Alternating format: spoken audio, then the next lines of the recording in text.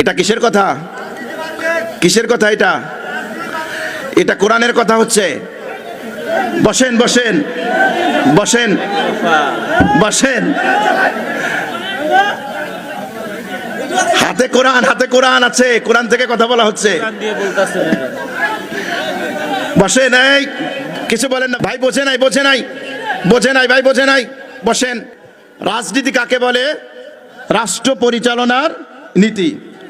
মুহাম্মদ সাল্লাল্লাহু আলাইহি ওয়াসাল্লাম রাষ্ট্র পরিচালনা করেছেন নাকি করেন নাই? জোরে বলেন।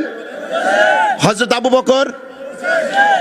বকর করেছেন, হযরত ওমর, হযরত উসমান, হযরত আলী। তাহলে ইসলামের রাজনীতি আছে না নাই? ইসলামের রাজনীতি আছে তো। যদি কোন ব্যক্তি আল্লাহর রাসূলের রাজনীতিকে অস্বীকার করে তাকে আমরা মুসলমান বলতে পারি না।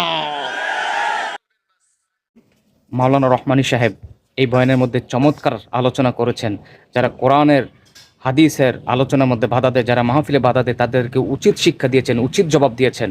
ভিডিওটি ভালো লাগলে শেয়ার করে সকল মুসলমানদের কাছে ছড়িয়ে দিবেন।